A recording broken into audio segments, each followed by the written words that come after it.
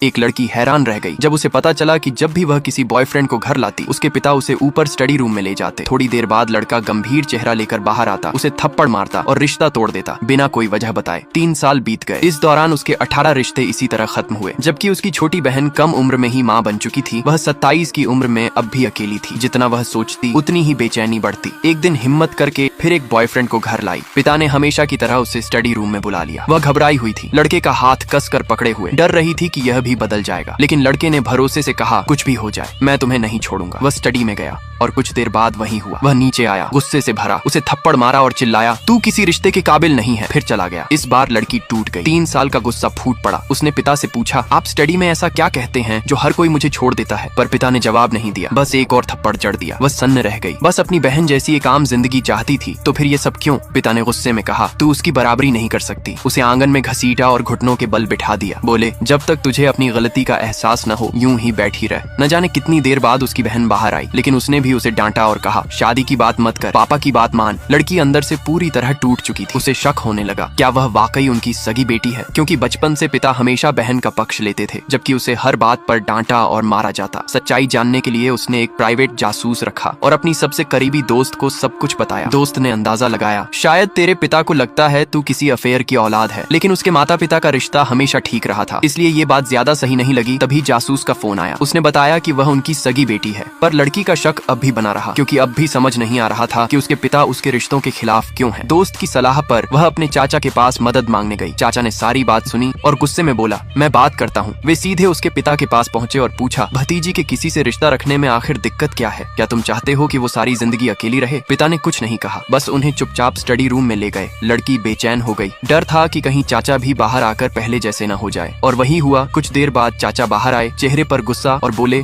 तू शादी के लायक नहीं है। फिर थप्पड़ मारा और बोला, अब मैं तुझे सबक सिखाऊंगा। उसकी चाची दौड़ती हुई आई, शायद वो उसका पक्ष लेंगी, यही उम्मीद थी। लेकिन पिता ने उन्हें भी स्टडी में खींच लिया। थोड़ी देर में चाची बाहर आई, चेहरा गुस्से से भरा था। वो चिल्लाई, अगर तूने शादी की तो मैं तुझे जहर दे दूंगी। लड़की डर से कांपने लगी। वो अपने कमरे में भागी, लेकिन वहां जाकर देखा फोन से सारे बॉयफ्रेंड्स के नंबर और तस्वीरें डिलीट हो चुके थे। वह गुस्से में बाहर आई और पिता से पूछा, ये सब क्यों किया? तब पता चला ये सब उसके पिता और बहन ने मिलकर किया था, ताकि वह कभी किसी से प्यार न कर सके। लड़की ने बहन से पूछा, तू मेरी जिंदगी में दखल क्यों दे रही है? पिता और भड़क उठे, चिल्लाए, चुप हो जा। फिर धमकी दी, अगर तूने नहीं माना तो तुझे मार डालूंगा। अब सब्र का बांध टूट चुका था। 3 साल की चुप्पी अब फट पड़ी। अब चाहे कुछ भी हो, उसे खुद देखना था कि स्टडी रूम में ऐसा क्या है जो भी अंदर जाता है उसका व्यवहार बदल क्यों जाता है। अचानक वह ऊपर की ओर दौड़ी, ठान चुकी कि अब वो सच्चाई जानकर ही मानेगी।